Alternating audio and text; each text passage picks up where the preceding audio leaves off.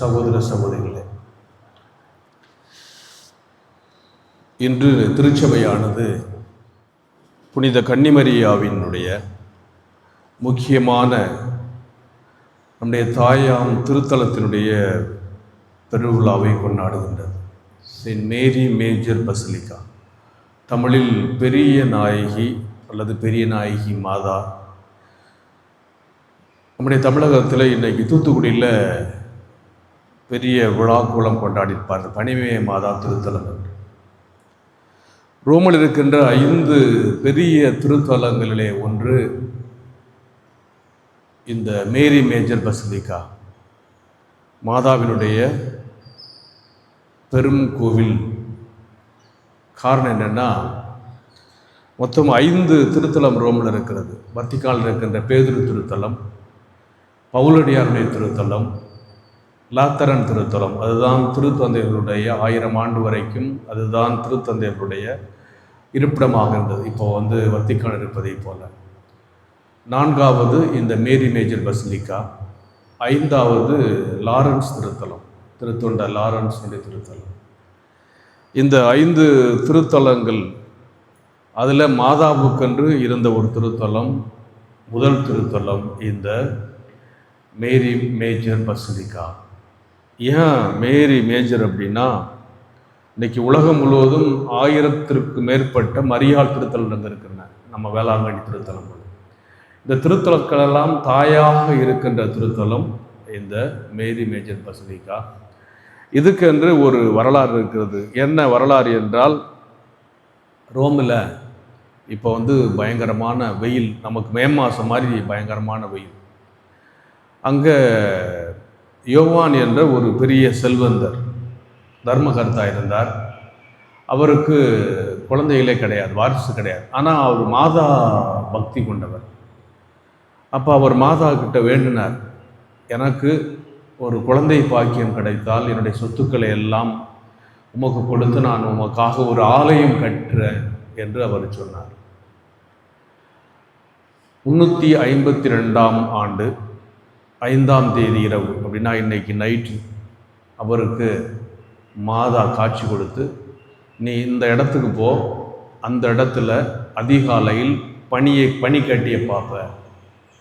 பனி அப்படின்னா navies navies அப்படிங்கிறது லத்தீன், தெல்ல நேவே அப்படின்னா இட்டாலியன், பனிங்கிறது தமிழ். இப்போ மே மாதம் மாதிரி இப்போ ரோமில் பனி அதிகாலையில் இருக்கிறதுங்கிறது நம்ம நினச்சி பார்க்க முடியாது. எனவே ஆகஸ்ட் மாதம் 5ஆம் தேதி இரவு இவருக்கு மாதா காட்சி கொடுக்குறாங்க. நீ அந்த இடத்துல பார்த்து அங்கு எனக்காக ஒரு ஆலயம் கட்டு அப்படின்னு கேட்குறாங்க. இவருக்கு காட்சி கொடுத்த அதே நேரத்தில் அப்போது திருத்தந்தையாக இருந்த லிபேரியஸ், 352 366 வரைக்கும் இருந்த லிபேரியஸ் என்ற திருத்தந்தைக்கு மாதா காட்சி கொடுக்குறாங்க. காட்சி கொடுத்து, இந்த இடத்துல போய் நீங்கள் பார்த்தீங்கன்னா அங்கு பனி இருக்கும். எனவே அதிகாலை, நாளை காலையில் 6 மணிக்கு திருத்தந்தையும் இந்த யோவானும் அங்கே செல்கின்றார்கள். அங்கு பனி கட்டியிருக்கிறது. அந்த இடத்துல ஆலயம் கட்டுவதற்கான ஏற்பாடுகள் நடக்கின்றன. ஆலயம் கட்டப்படுகின்றது. அவ்வாறு தான் இந்த மேரி மேஜர் பசிலிக்கா, பெரியநாயகி திருத்தலமானது உருவானது. இது ஒரு காரணம்.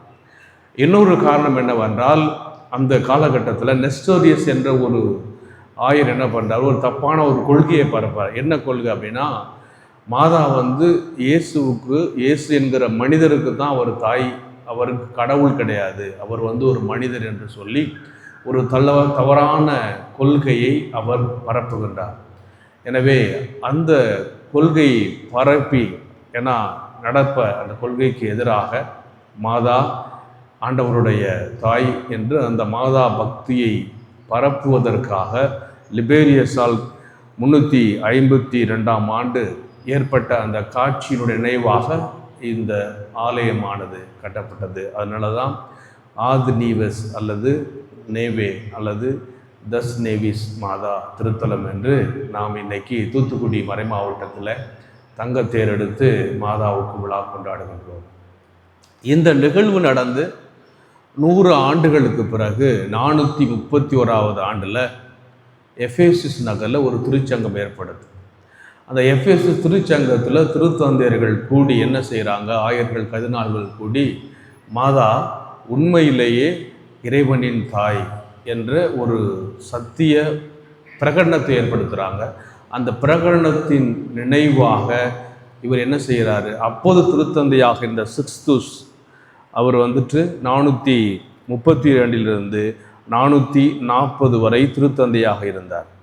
எனவே அந்த 431ஆம் ஆண்டு ஏற்பட்ட எஃபேசஸ் திருச்சங்கத்தின் நினைவாக, அன்னை மரியா இறைவனின் தாய் என்பதன் நினைவாக இந்த ஆலயத்தை மறுபடியும் அவர் பழுது பார்த்து அதை மெருகுபடுத்தி இந்த நாளை அவருக்காக அந்த திருச்சங்கத்தின் எஃபேசஸ் திருச்சங்கத்தின் நினைவாக ஒப்பு கொடுத்து இந்த ஆலயத்தினுடைய பக்தி வளர்ச்சி இன்னும் அதிகமாக மக்கள் வருகிறார்.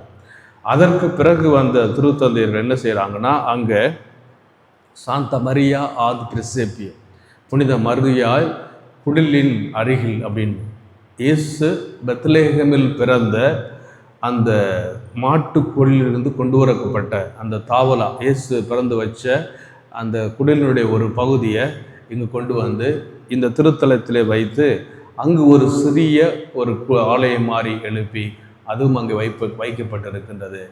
இந்த திருத்தலத்தில் தான் திருத்தந்தை பிரான்சிஸ் அவர்கள் திருத்தந்தையான பிறகு சாந்த மரியா சால்வி ரொமானி போப்புலி, அதாவது ரோமில் கொரோனா போன்ற ஆபத்துக்கள் வருகின்ற பொழுது அந்த ரோமில் இருக்கின்ற மக்கள் எல்லாம் சென்று அன்னையிடத்தில் ஜெபித்தார்கள். அப்பொழுது அன்னை அந்த மக்களை காப்பாற்றுவதற்காக அவர் திருத்தந்தையான பிறகு அங்கு சென்று தன்னுடைய முதல் போப்பானதுக்கு அப்புறம் நன்றியை அங்கே செலுத்தினார். அதனால தான் அவருடைய உடலானது இந்த திருத்தலத்திலே இப்போது அவர் இறந்த பொழுது வைக்கப்பட்டிருக்கின்றது. ஆக இந்த அளவுக்கு பெயர் பெற்ற இந்த மேரி மேஜர் பசிலிக்கா 1568ஆம் ஆண்டு திருத்தந்தை 5ஆம் பத்திநாதர் அவர்களால் விழா கொண்டுகின்ற அளவுக்கு உலகம் முழுவதும் இது பிரகடனப்படுத்தப்பட்டது. இன்று உலகம் முழுவதும் நாம் இந்த மேரி மேஜர் பசிலிக்கா விழாவை கொண்டாடுகின்றோம்.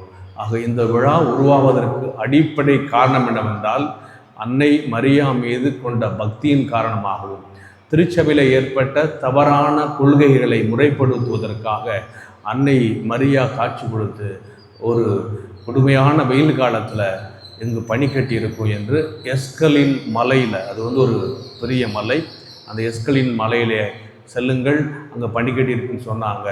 மேலை காலத்தில் கோடை காலத்தில் பனிக்கட்டி நடப்பது என்பது இயற்கைக்கு அப்பாற்பட்டது.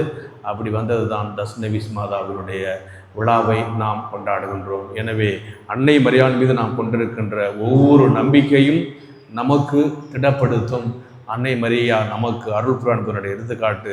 அதனால் இன்றைக்கி உலகத்தில் இருக்கின்ற ஆயிரக்கணக்கான அன்னையினுடைய திருத்தலங்களுக்கு தாயாக இருக்கின்ற இந்த மேரி மேஜர் பசிலிக்கா விழாவின் இடத்தில் நாமும் அந்த ஜவானை போல அன்னையின் மீது உண்மையான பக்தி கொண்டு ஜெபிக்கின்ற போது இறைவன் நம்மை நிறைவாக ஆஸ்வதிப்பார் என்ற நம்பிக்கையிலே தொடர்ந்து ஜெபிப்போம்.